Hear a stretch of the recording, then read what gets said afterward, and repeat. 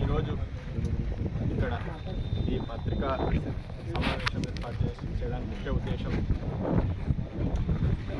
ఈ నెల 4వ తేదీకి ఈ కూటమి ప్రభుత్వం ఏర్పడి సంవత్సరం అవుతుంది. ఎన్నో అబద్ధ హామీలతో ఎన్నో ప్రజలకు ఎంతో ఆశ కల్పించి, అదేవిధంగా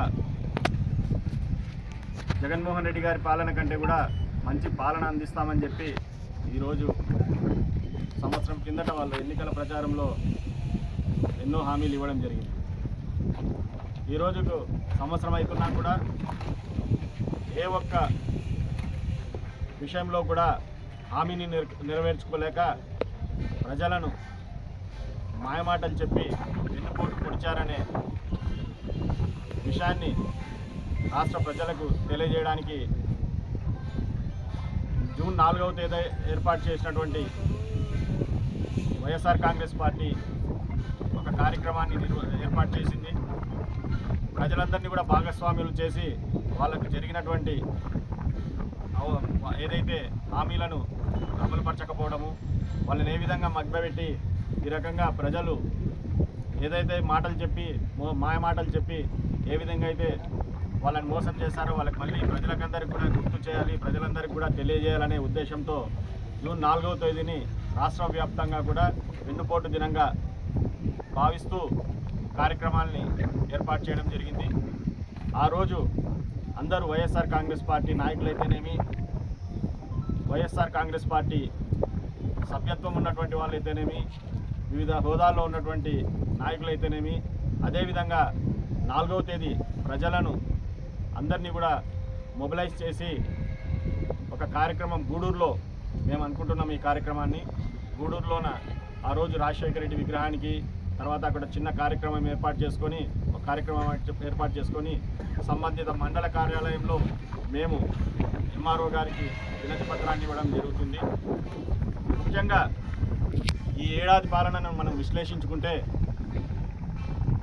చంద్రబాబు గవర్నమెంట్ వచ్చిన తర్వాత ఈ రాష్ట్రంలో ఏం జరుగుతుంది అంటే, కేవలం భారత రాజ్యాంగాన్ని, అంబేద్కర్ గారు రాసినటువంటి రాజ్యాంగాన్ని పక్కన పెట్టి ఒక రెడ్ బుక్ అని పట్టుకొని వాళ్ళు కార్యక్రమాలు దాంట్లో రాసుకున్నారో వాటిని అమలు చేయడానికి తప్ప వేరే ఏ రకమైనటువంటి కార్యక్రమాలు లేవు. ఈరోజు మీకు అందరికీ తెలుసు, ఎన్నో హామీలు ఇచ్చారు. దాదాపు 140 హామీలు ఇచ్చారు. ప్రతి ఒక్క మహిళకు 1500 రూపాయలు, 18 సంవత్సరాలు దాటిన వాళ్ళకి 1500 అన్నారు. ఇంతవరకు ఏ ఒక్కరికి రాలేదు. ఉచిత బస్సు అన్నారు, ఏ ఒక్కరికి రాలేదు. అదేవిధంగా రైతులకి రైతు భరోసా ఈ సంవత్సరం కంప్లీట్గా పోయింది. అదేవిధంగా వ్యవస్థలు అయితే అదేవిధంగా 15 సంవత్సరాలు చిన్నపిల్లలు బడిలోకి పోయే పిల్లలకందరికీ కూడా 15,000 రూపాయలు ఒక్కొక్క ఎంతమంది పిల్లలు ఉంటే అంతమంది పిల్లలకి ఇస్తామన్నారు. అయినా కూడా ఏవీ కూడా లేదు. వీటన్నింటినీ అడగడానికి నాయకులు ముందుకొస్తే ఏదో ఒక కేసు పెట్టి మా తమ్ముడు సిద్ధార్థ చెప్పినట్లు, ఏమయ్యా నువ్వు 15,000 పెట్టి ఆడపిల్లలకి ఇవ్వలేదు అంటే వంశీని లోపలేస్తారు, వంశీ గారిని లోపలేస్తారు. ఇంకోటి ఏదన్నా ప్రశ్న ఇవ్వకపోతే గోవర్ధన్ రెడ్డి గారిని లోపలేస్తారు. ఈ రకంగా డైవర్షన్ పాలిటిక్స్ చేస్తున్నారు గడిచిన సంవత్సరం నుంచి తప్ప ప్రజలకు ఒరగబెట్టింది కానీ చేసింది కానీ ఏమీ లేదు. కానీ అప్పులు కూడా ఏం తక్కువ చేసినారా? జగన్మోహన్ రెడ్డి గారు 5 ఏళ్లలో చేసిన అప్పుల్లో మొదటి సంవత్సరమే సగం చేశారు. 1,00,000 కోట్లు, 1,20,000 కోట్ల రూపాయలు. మళ్ళీ ఎల్లుండి మంగళవారం అంటే ఇంకా సంవత్సరం లోపలనే 7 నెలలు కూడా కలుస్తాయి. మంగళవారం రోజు 7,000 కోట్ల అప్పులకు పోయినారు. జగన్మోహన్ రెడ్డి గారు 2,40,000, 3 లక్షల కోట్ల అప్పులు చేస్తే ఈరోజు ఒకటే సంవత్సరంలోనే 1,20,000 కోట్ల అప్పులు చేసినటువంటి ఘనత చంద్రబాబు నాయుడు. అదేవిధంగా ఒక్క స్కీమ్ వేయకుండా ఈ 1,20,000 కోట్లు ఎక్కడికి పోయాయి?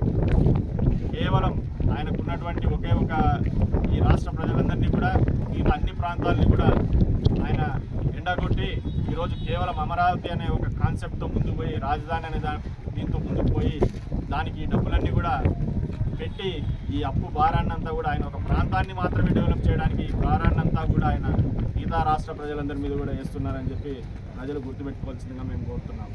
అదేవిధంగా ప్రజలందరికీ కూడా వైఎస్ఆర్ కాంగ్రెస్ పార్టీ తప్పకుండా మేమందరం కూడా ఈ ప్రజల యొక్క పోరాటంలో అయితేనేమి, ప్రజల యొక్క కష్ట సుఖాలు అయితేనేమి, గడిచిన సంవత్సరంగా కూడా మీరందరూ చూస్తున్నారు ఎన్ని అక్రమ కేసులు పెడుతున్నారు.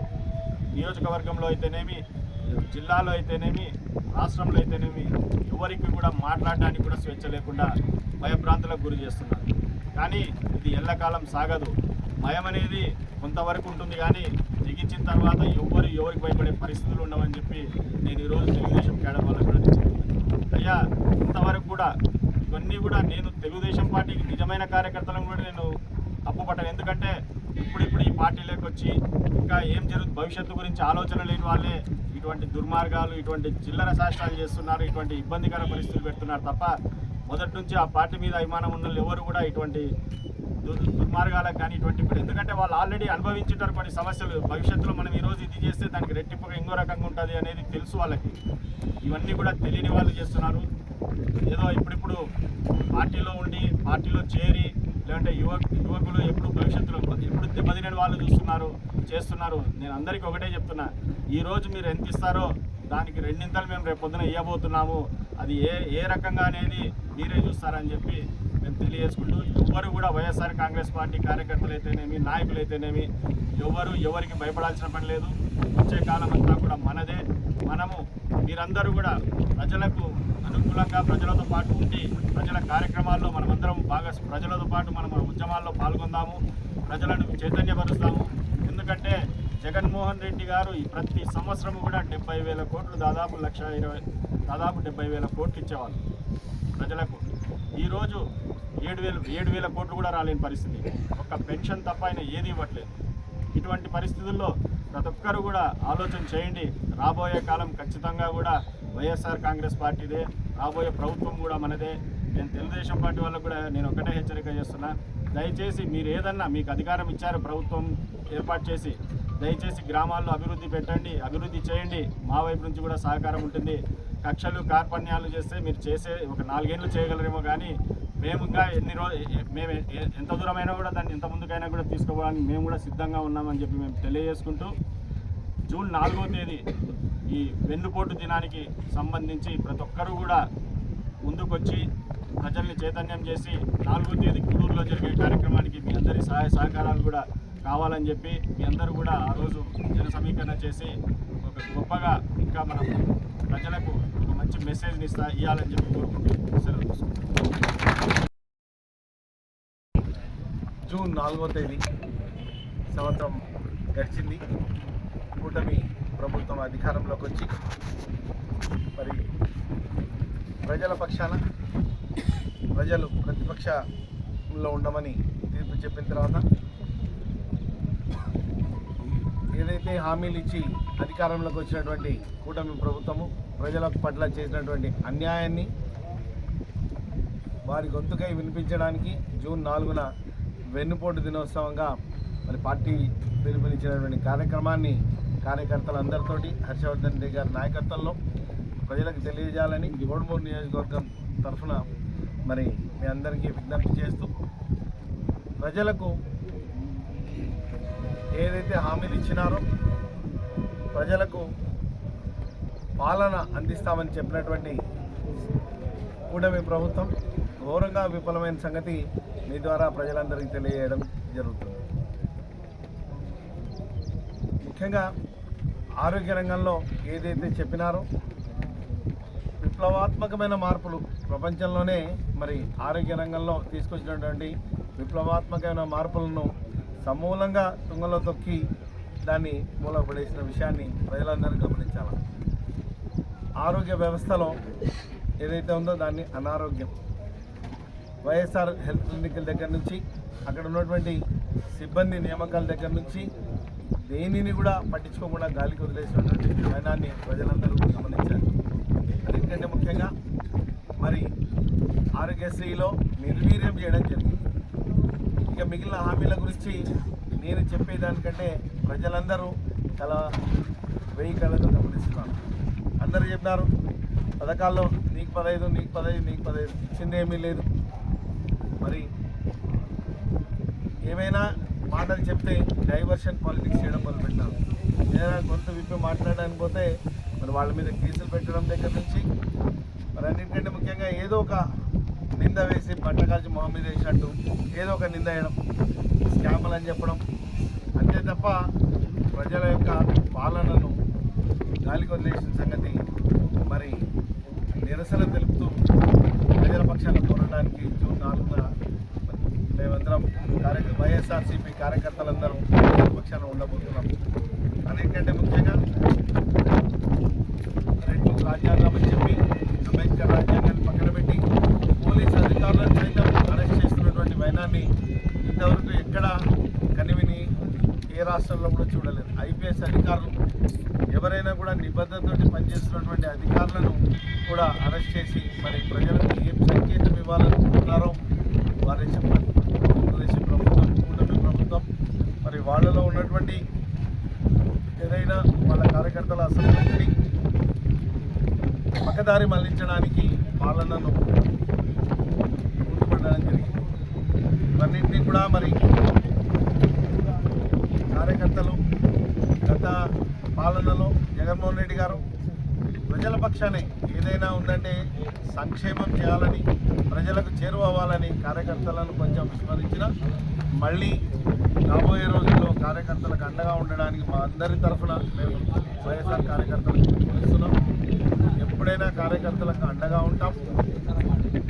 ఇప్పటికీ ఏ రోజు కార్యకర్తలు అర్ధరాత్రి మించినా మేము అందుబాటులో ఉండి మరి కష్ట నష్టాల్లో మేము ఉంటాం. ముఖ్యంగా పార్టీ 40% ఓట్లు తెచ్చుకొని మరి సీట్లు లేకపోయినా ప్రజల పక్షాన్ని నిలబడి ఈ 4 ఏళ్ళు పోరాటం చేసి ఏదైతే దుర్మార్గమైనటువంటి పాలన తెలుగుదేశం చేస్తుందో, కూటమి చేస్తుందో వారి యొక్క వారసత్వాన్ని నిలబెట్టుకునే ప్రయత్నమే చేస్తున్నారు తప్ప అధికారాన్ని 15 ఏళ్ళు ఉంటామని చెప్పడానికి ఇదేమన్నా వారసత్వ పాలన? ప్రజలు తీర్పు ఇవ్వాలి. ప్రజలకు జనరంజకమైన పాలన ఇచ్చి ప్రజల పక్షాన నిలబడితే ప్రజలు ఇస్తారన్న విషయాన్ని విస్మరించి మరి ప్రజలను 15 ఏళ్ళు మాకే పట్టం కడుతున్నారన్న మాటలు వింటే ఎంత హాస్యాస్పదమో ప్రజలందరూ గమనించాలి. రాబోయే రోజుల్లో అందరూ గుర్తు తెచ్చుకుంటున్నారు. జనం ఎట్లయితే ప్రతి నెల ఇంటింటికి క్యాలెండర్ ప్రకారము పథకాలు అమలు చేశామో అవన్నీ ప్రజలు ఎంతో ఆతృతగా ఎదురు చూస్తున్నారు. వాటికన్నిటికీ ఎగనామం పెట్టేశారు చంద్రబాబు నాయుడు. ఏ దానికి కూడా మరి ఆలోచన లేదు, బడ్జెట్లో కేటాయింపులు లేవు. ముఖ్యంగా పునాదులతో కదిలించేసినటువంటి విలేజ్ సెక్రటరీస్, సచివాలయాల పాలన వ్యవస్థనే తీసేశారు.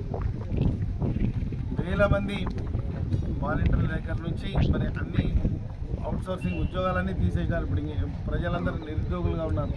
డిఎస్సి అని ఆశ పెట్టినారు కానీ అది మళ్ళీ 45 రోజులు టైం ఇచ్చి ఎప్పుడు దాన్ని జరపాలా, ఏం చేయాలా, దానికి ఎన్ని అడ్డంకులు, మళ్ళీ కోర్టులో కేసులు వేస్తే అవన్నీ ముందుకు పోయే ప్రసక్తే లేదు. ఏదైనా కూడా ప్రజల పక్షాన మేము ఉన్నామని చెప్పడానికి మరి ఈ 4 సంవత్సరాలు కూడా ప్రజల్లో కార్యకర్తలకు అండగా ప్రజల గొంతుకై ఉండడానికి వైఎస్ఆర్సీపీ కోడుమూరు నియోజకవర్గంలో హర్షవర్ధన్ రెడ్డి గారి నాయకత్వంలో ప్రతి కార్యకర్తకు అండగా ఉంటానని మీ అందరికీ తెలియజేస్తూ 4వ తేదీ వెన్నుపోటు దినోత్సవాన్ని మరి కార్యకర్తలందరూ ప్రజలకు తెలియజేయడానికి సమాయత్తం కావాలని, కోడూరులో జరిగే కార్యక్రమాన్ని విజయవంతం చేయాలని మీ ద్వారా ప్రజలందరూ తెలియజేస్తూ నమస్కారాలు, ధన్యవాదాలు.